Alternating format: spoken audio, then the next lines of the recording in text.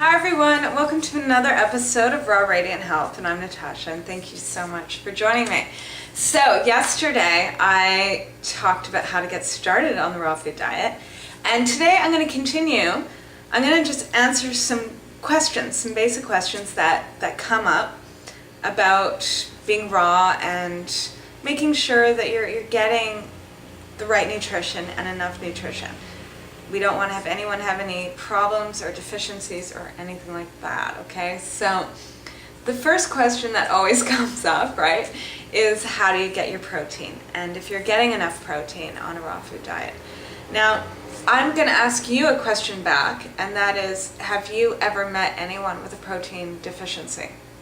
Have you ever heard of anyone with a protein deficiency? Chances are no, okay? Never in my life have I ever met someone that's come back from a doctor's office saying, you know, the doctor said they're not eating enough protein, right? Okay, and no, okay, it doesn't happen. And the only time actually it does happen is usually in areas of the world that's a third world area that is going through starvation and like major poverty, usually a war-torn area that nothing's growing and there's no food coming in and people are living off of some sort of ration, okay, and where their only food they're eating is like rice or a wheat ration, and this is for an extended period of time, and then they develop a protein deficiency, okay? But these are special circumstances. This is not something the average person is dealing with. Okay, and this is unfortunate, but that's a case of a protein deficiency. So in order to not have a protein deficiency, you gotta just make sure you're eating a variety of food, and if you're living in, you know, a mainstream place and you've got food, you're not starving, you will not have a protein deficiency. It's virtually impossible. Okay, so to ensure that you're getting adequate amount of protein, just make sure you're eating a variety of food. And I would say, I just want to explain too that with like a raw vegan diet, your protein source is grains, okay? Greens and sprouts and sea vegetables. They are chock full of protein, okay? And so that's why I stress having 1 to 2 pounds of greens a day and sprouts. So that means having like 1 pound is usually equivalent to 1 head of lettuce or a bunch of collards or, you know, one of those boxes of, you know, baby green mixes or spinach. Okay, so that's 1 pound. So your aim is to have 2 a day. Okay, whether you put them in smoothies, salads, juices, or you can even like throw like fresh herbs into, you know, like peppermint into a dessert. I mean, there is always a way of like fitting in those greens. And sea vegetables are great, and sprouts, if you can have sprouts every day, that is awesome, okay? And I also just want to stress too that there's a lot of hype about meat protein, right? And the one thing that's never really discussed is how protein is measured and what happens to protein when it's actually cooked. Because protein is measured, like, let's say in meat, right? Let's say, for example, they say that there's 20 grams of protein in a piece of beef, okay? Now, once that piece of meat is cooked, once it's thrown on a skillet and fried up, it loses actually half its protein. So, but protein is measured before it's cooked. So they say there's 20 grams, but in actuality, there's only 10 if you cook it. Majority of people cook their meat, so they're only really getting half the amount of protein that they think they are. Okay, so that's another thing. So if you think you're getting like, I don't know, 50, 60 grams of protein in your diet, in actuality, you're probably getting about 30.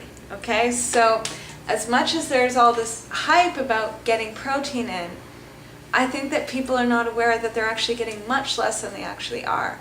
And in fact, there's a lot of studies too saying that too much protein is not very good for you, and especially too much animal protein. So that's another thing to watch out for, that you actually want to kind of have less than you think, okay? And you probably are getting less than you think, so it's not something to worry about. What I would be concerned with, and that's what I really want to talk about today, is getting enough minerals. Because whether you're on a raw vegan diet or you're on a meat-eating diet, majority of people are actually deficient in minerals. They're deficient more so in minerals than they are in vitamins, okay? And that's where we want to get on top of it, okay?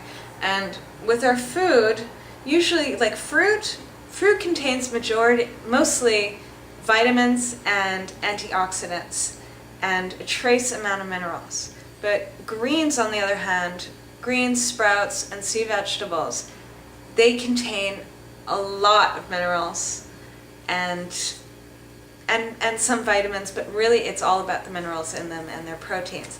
And then the nuts and the seeds, they contain minerals as well, but and some proteins, but they're mostly full of, those good fats for us, those essential fats, the fats that we actually need.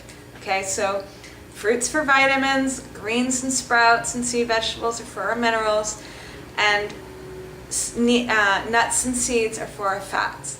Okay, and coconut it's actually kind of like a mixture of all of it. It's got the fats, it's got the vitamins, it's got the minerals, it's got this fabulous electrolytes, it's got a lot of stuff.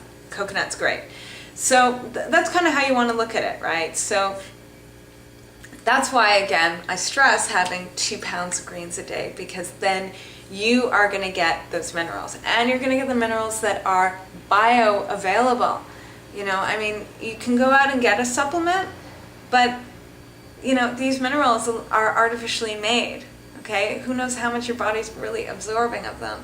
And another day I'll go into supplements, but I really want to stress the importance of getting your vitamins, your minerals, getting everything from a fresh, live food source, okay? Because that ensures your body will absorb it, okay? And it's all, nature creates everything in a balance, okay?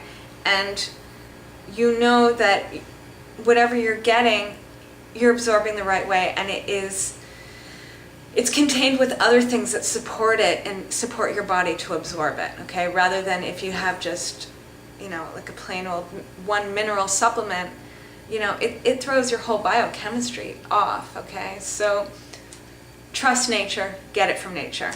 And one thing I really want to stress with the greens is making sure you rotate your greens, and that you're not only eating one type of green, okay? Because all greens, pretty much all foods from nature contain alkaloids, okay? And alkaloids are what protect the plant.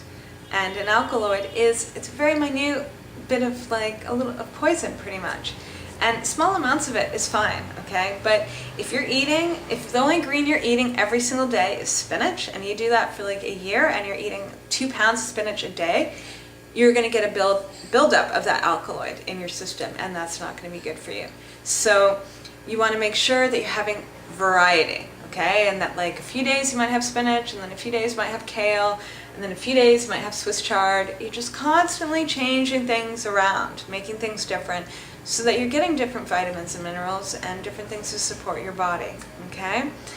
And the last thing I want to discuss is grains. I've been asked quite a bit if I eat grains, okay? Rarely.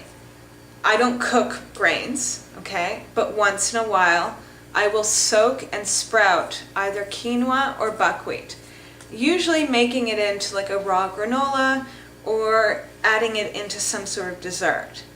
I don't eat it on a regular basis. You can also use it in crackers. It's good, it's kind of starchy. If you want that once in a while, it's fine. Or you can have it every day if that's what you need. You can try it out. So quinoa and buckwheat, soak and sprout, and you can eat it. Dehydrate it or eat it fresh. So I'm wishing you guys a fabulous, fantastic day, and I will see you tomorrow. Bye!